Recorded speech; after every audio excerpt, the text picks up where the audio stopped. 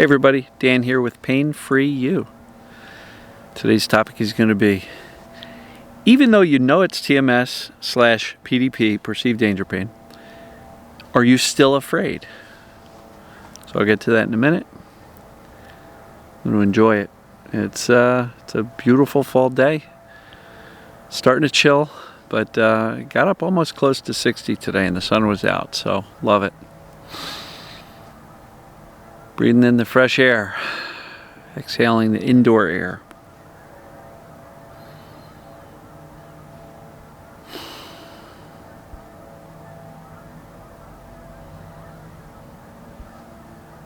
So nice and quiet. Get outside, folks. There's something about being outside, away from the artificial light. Get some natural light in your eyes. Watch a sunrise, watch a sunset. Connect with something other than stuff from indoors. So, talk to a lot of people, and even though they are well aware of what TMS is, and they're very much convinced that what's going on is TMS, and my term is perceived danger, pain, or symptoms. Even though people know about it and know that that absolutely applies to them, they're still terrified. They're still stricken with fear. And so I really just want to see if we can poke some holes in this fear. Because if you follow the concept that the brain is perceiving danger and thereby turning on a warning signal, that's a false alarm. What we're afraid of is the warning signal. We're not actually damaged. And so, without sounding insulting, because I know the pain is real, but we're actually being afraid of a fiction or a misperception by the brain. The brain believes there's real danger, but TMS, perceived danger pain, means that there's really not. Your symptoms are behaving like the brain is creating them, not some flaw in your body. So, as simple as I can make this, if the pain or symptoms is simply based on the brain's misperception that something dangerous is going on, we can't make it any more simple than correcting the bad data so that the brain stops misperceiving danger. I know that sounds overly simplistic, but that's how it works. You know, if the brain is saying, oh no, it's dangerous to bend over, and you say, no, it's not, and you show it, and you are no longer afraid of bending over, and you're no longer afraid if the brain turns on the warning signal, and you remain calm and indifferent, and reassure yourself if you're feeling kind of crappy because the warning signal is blaring, the brain will eventually get the message. It's really not that complicated, folks. Try not to be afraid of TMS. I know the symptoms and the pains are very uncomfortable. I get it. Spent 13 years in it. But boy, do I wish I really understood this back then, because it wouldn't have taken me 13 years to get out of this mess. Your primary role is to neutralize the fear with accurate information.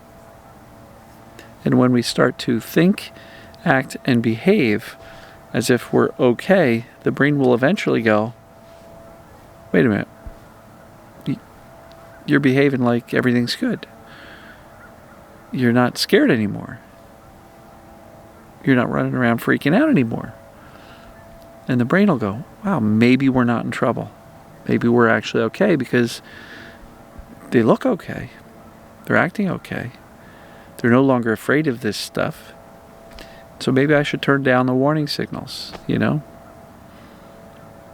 That's it. That's the game. It's like re-education. Got to reteach the brain that all these things we've been afraid of, emotions, social events, interactions between other people, some triggering people, body movements, body positions, medical diagnoses, mental health diagnoses, all of these things that we have been so afraid of, when we actually stop and think, we go, well, none of that stuff is actually truly dangerous or harmful to us. Not saying those things aren't unpleasant, but there's no reason for your body to hurt. That's the thing. We can experience all sorts of life stress, family stress, financial stress, personal stress, relationship stress, right? We can experience all of that stuff. Self-imposed stress. We can experience all that stuff, but we don't have to hurt. We don't have to feel sick with symptoms. We can literally teach the brain that, hey, stress is normal. It's a part of life. I'm a normal human being, so, hey, brain, cut the crap. I'm okay. You see where we're going with this? We don't need a perfect life. We don't need to eliminate all stress and all stressful people from our lives. We need to show the brain that we're actually okay. Now, this is a conscious process.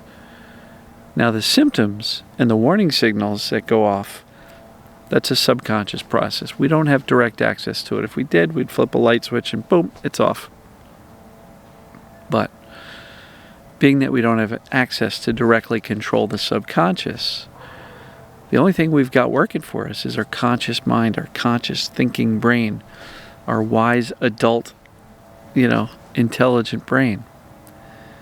And so when you take the intelligent knowledge that your symptoms are TMS, or what I call perceived danger pain, and we continually, consistently reiterate that to this scared, misinformed brain, over time we're correcting the data, so we become less and less afraid of it, less and less freaked out over it, and we start to really view the symptoms or the pains as false alarms. And what would you do if you were in a big building and the fire alarm went off, and all of a sudden you had the fire department go, it's a false alarm, everything's fine, go back to your rooms, right? You'd be like, oh, okay. And so now the screaming sirens and warning signals wouldn't seem nearly as fearful. Well, if you've been following my work, you understand that perceived danger pain or symptoms means it's a false alarm based on perceived, not actual data. The danger, excuse me. So, are you still afraid of TMS? I know you don't like the pain. Nobody does. I'm not telling you you should like it. But when you view it for what it really is, which is a false alarm from a brain operating on misinformation and fear, the task at hand is simple. Correct the misinformation. Make sure you know deeply that you're really okay. And make that your dominant thought until your brain buys the message. Because when it does, everything starts to settle down. Symptoms go away, pains go away. You have more and more better days. And that's the road to recovery, folks. Look, if you want some help implementing this, watch my daily videos. If you like this and you think somebody you know might benefit by it, please hit the share button, send them a link. And if you really want to, fast track your recovery, consider my group coaching. It's $100 a month. You get weekly group coaching sessions where I'll be live answering questions for hours at a time till everybody's gotten their question answered. We share victories. We share success stories. There's so much love and support there. Everybody's cheering each other on, supporting each other. It's a wonderful community. And if you'd like some help, that's the way to go. If you do join the weekly group coaching, you also get access to my video-based course, which really simplifies all of these daily messages into one place. The core fundamentals that I teach, not only what's going on and how this stuff works, but what to do to move forward. It's all outlined in the course. Join for a month, join for many months, whatever it takes for you to feel confident that you know what to do, how to do it, and how to implement it. We have people that join for a month, got what they need, and leave. $100, they're done. Other people stick around for many months. A couple of people have been in for over a year. Many of them actually doing considerably better, but they stay in the group because they love the community, they love the support, they love the weekly reminders and the opportunity to ask questions if they get a little bit off track. So take a look, painfreeyou.com/join. There's a description of what you get.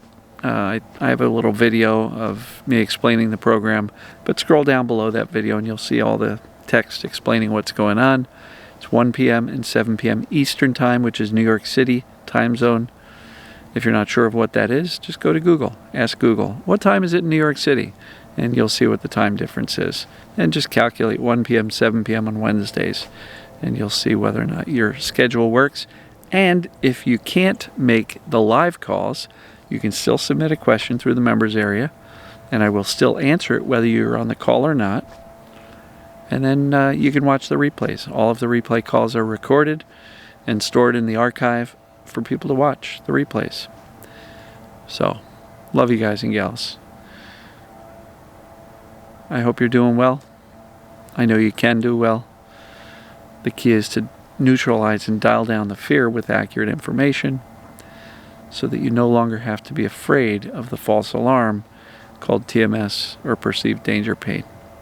So, love you guys and gals. I will see you tomorrow. Take care.